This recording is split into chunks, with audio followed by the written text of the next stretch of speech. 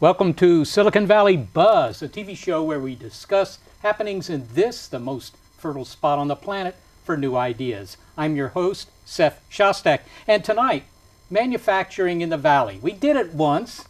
Can we do it again? Is there a future for manufacturing here? Tonight we'll be talking with a guest who says the answer to that could be yes. Please welcome Nat Manny. Nat is president and CEO of Bestronics here in San Jose. San Jose. Glad to be here, Seth. Glad to have you here, Nat.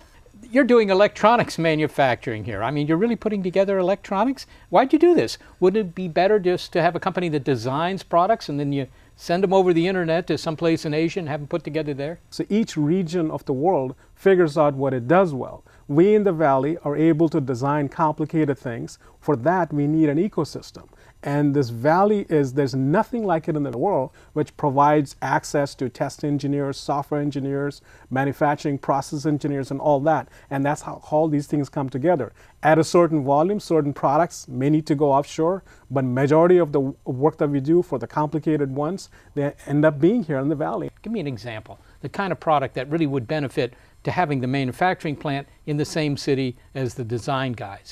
For example, I'll give an example. We at our company make a product, I wouldn't name the end customer because it's confidential, but essentially what we do is we do a very sophisticated positioning device that's used for survey equipment. It's got really sophisticated electronics. It ties the signals to essentially satellite-based GPS controls and is used for positioning and surveying.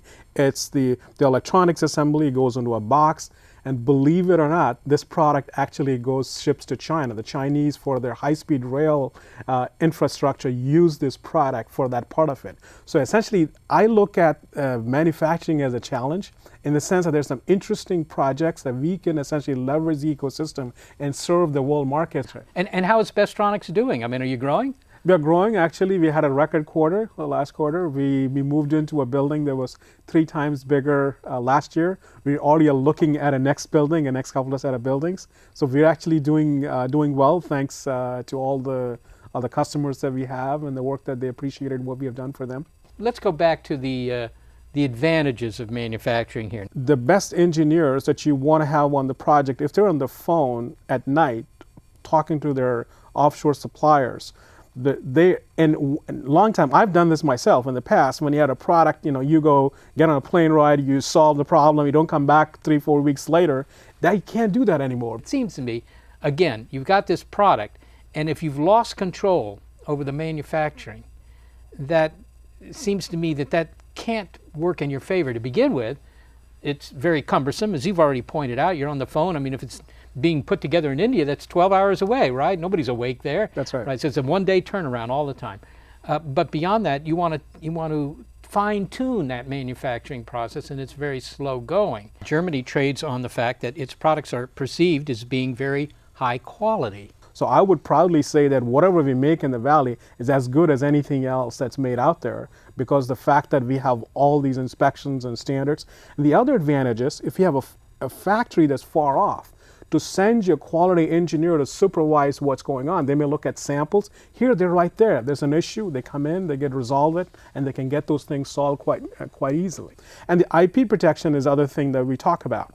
There are a lot of projects where customers are concerned about IP protection, and for those sort of products, obviously we have the best intellectual property protection system anywhere in the world, so customers are comfortable working with a manufacturer or an outsourced manufacturer such as us and anybody else, knowing that their IP is going to be trusted. They know that they can follow the standards and all that part of it. So those things are clearly advantages for us. Germany's labor costs are 33% higher than the US, yet as a percent of their GDP, they are about 20% versus US is 12. There's a lot of Germany exports a lot of products, a lot of high-end products, and that's, if we want to look at an aspirational model, that's what I would look to as opposed to China. The labor cost is never going to, our labor cost is never going to be as low as China. No matter how much we do, that's not what our value is. Our value is in providing some really complex engineering support and then coming up with some products that actually make sense. How much manufacturing actually is there in the Valley? There's quite a bit of manufacturing in the Valley. In fact, if you look at San Jose, there's a stunning statistic that it has 6 times the number of electronic manufacturing headcount than any other part of the US. So which is kind of an amazing piece of data if you look at it.